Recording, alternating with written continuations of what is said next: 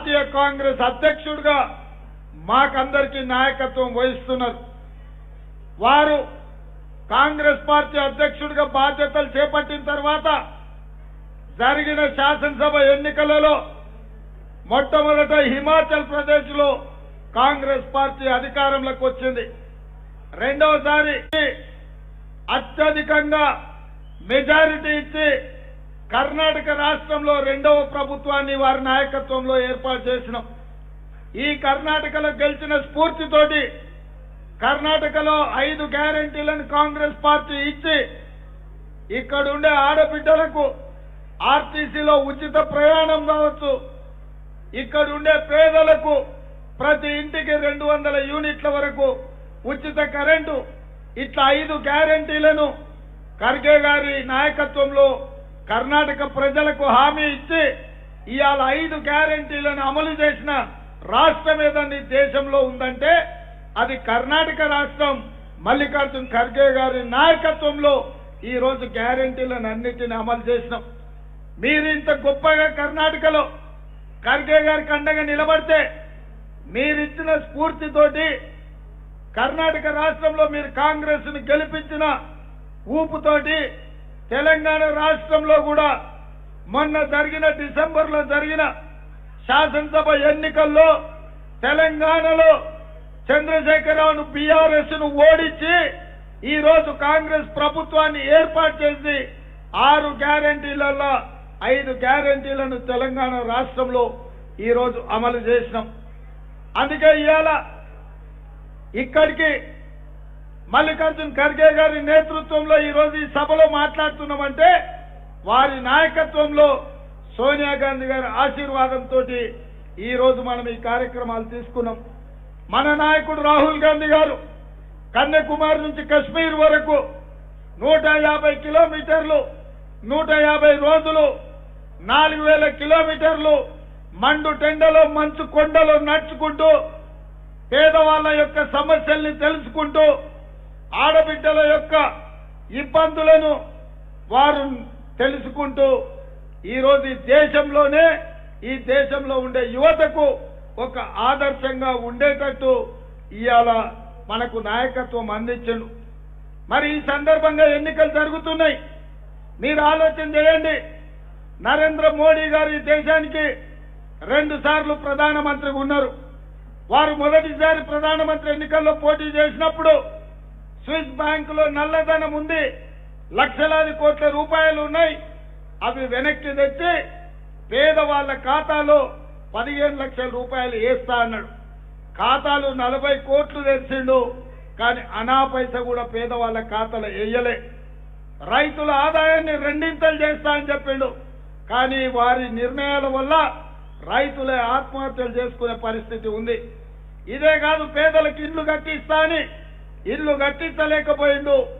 ఏది చెప్పినా నరేంద్ర మోడీ గారు నమ్మించి మోసం చేసిండు. అందుకే ఈరోజు కర్ణాటక రాష్ట్ర ప్రజలు కన్నిగడలు ఆలోచన చేయాలి. పోయిన పార్లమెంట్ ఎన్నికల్లో బీజేపీకి 25 ఎంపీలు ఇచ్చిండ్రు, వాళ్ళ దోస్తు దేవగౌడకు 1 ఇచ్చిండ్రు, సుమలత గారికి 1 ఇచ్చిండ్రు. 28 సీట్లుంటే 27 సీట్లు భారతీయ జనతా పార్టీకి అనుకూలంగా ఇక్కడ ఇచ్చిండ్రు. కానీ నరేంద్ర మోడీ మీకేమి ఇచ్చిండు? ఖాళీ చెంబిచ్చిండు. మీ కరువు వస్తే కనీసం మీకు తాగడానికి బెంగళూరుకు నీళ్లు కూడా ఇవ్వలేదు నరేంద్ర మోడీ గారు.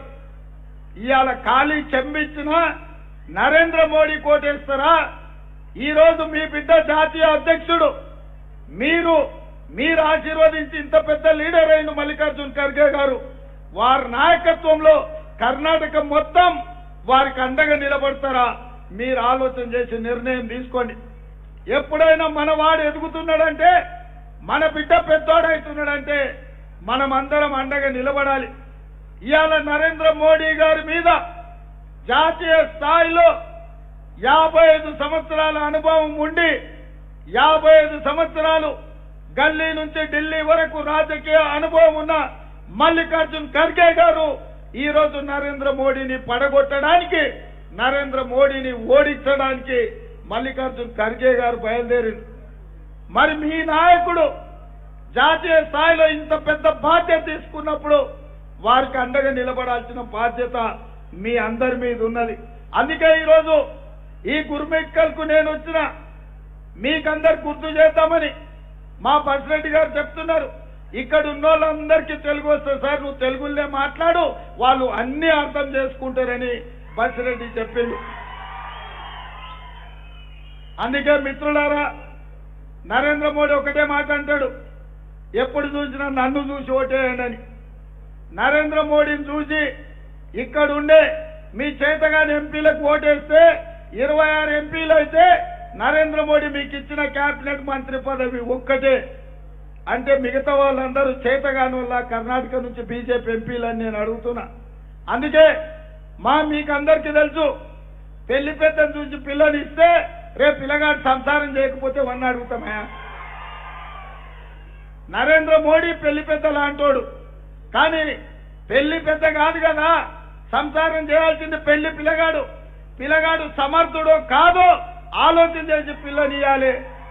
ఇవాళ మీకు ఎంపీగా నిలబడ్డాయన ఎవరు సమర్థుడు, ఎవరు మీ సమస్యల్ని పరిష్కరిస్తాడు, ఎవరు మీ తరఫున కొట్లాడతారు.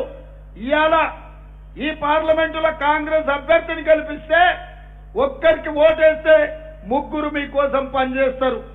1 మీ ఎంపీ గారు, 2 ప్రియాంక్ ఖర్గే మంత్రిగా మీ ప్రాంతానికి సేవలు చేస్తాడు, 3 మల్లికార్జున్ ఖర్గే గారు రాజ్యసభలో ప్రధాన ప్రతిపక్ష నాయకుడుగా, కాంగ్రెస్ పార్టీ అధ్యక్షుడిగా, రేపు కేంద్రంలో ఇండియా కూటమి ఏర్పాటు ప్రభుత్వంలో వారు అత్యంత కీలకమైన బాధ్యతను నెరవేరుస్తారు.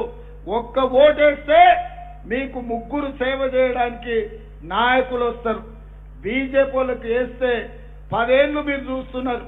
బీజేపీ నరేంద్ర మోడీ కేంద్రంలో అధికారంలో ఉన్నాడు, కానీ కర్ణాటకకు ఏమి సాయం చేయలే. కనీసం కరువు వస్తే కూడా మీ ప్రాంతాన్ని ఆదుకోలేదు.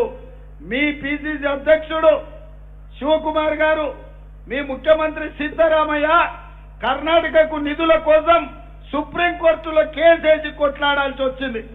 అందుకే నేను బీజేపీ నాయకులను అడుగుతున్నా, మిమ్మల్ని ఎంపీలుగా గెలిపిస్తే మీ కర్ణాటకకు చెల్లి గవ్వ తీసుకురాలేదు, ఖాళీ చెంబు తీసుకొచ్చి ఇచ్చారు. ఖాళీ చెంబిచ్చినందుకు ఇవాళ బీజేపీ వాళ్ళకు ఓట్లు వేయాలన్నా మీరు ఒక్కసారి ఆలోచన చేయండి. అందుకే మిత్రులారా, ఈ పార్లమెంటులో కాంగ్రెస్ పార్టీ అభ్యర్థిని అత్యధిక మెజార్టీతో గెలిపించండి. పక్క రాష్ట్ర ముఖ్యమంత్రిగా ఈ బార్డర్ దాటితేనే తెలంగాణ నేనే ముఖ్యమంత్రిగా ఉంటా, మీరు హైదరాబాద్కి ఏ అవసరానికి వచ్చినా మీకు సహాయం అందించడానికి కాంగ్రెస్ ప్రభుత్వం అక్కడ ఉన్నది. మీరు ఎప్పుడొచ్చినా మహబూబ్నగర్ కానీ, కొడంగల్ కానీ, తాండూరు కానీ, మక్తల్ కానీ, నారాయణపేట కానీ, గద్వాల్ కానీ, రాయచూర్, అలంపూరా పక్కల నుంచి ఎక్కడ ఏ సమస్య మీద వచ్చినా మా ప్రభుత్వం మీకు అండగా నిలబడుతుంది. ఇవాళ కర్ణాటకలో కాంగ్రెస్ ప్రభుత్వమే ఉంది, తెలంగాణలో కూడా కాంగ్రెస్ ప్రభుత్వమే ఉంది. ఇక్కడ రైతులకు అండగా నిలబడాలన్నా, ఇక్కడ మైనారిటీలను ఆదుకోవాలన్నా, ఇక్కడ ప్రజలకు సహాయం చేయాలన్నా 2 రాష్ట్రాలల్లో కాంగ్రెస్ ప్రభుత్వమే ఉన్నది. మీరు కాంగ్రెస్ అండగా నిలబడండి.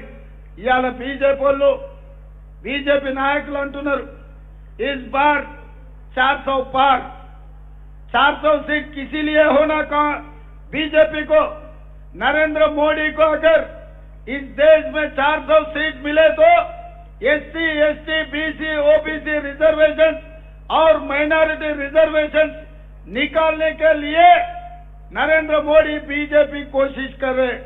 कांग्रेस पार्टी डॉक्टर बाबा साहेब अम्बेडकर सब मिलकर मेहनत कर एससी, एसटी, ओबीसी रिजर्वेशन दिया हुआ है। इसीलिए आज जितने भी दलित आदिवासी के पढ़े लिखे जो डॉक्टर, इंजीनियर, आईएएस, आईपीएस लोग बने कांग्रेस पार्टी के वजह से बने।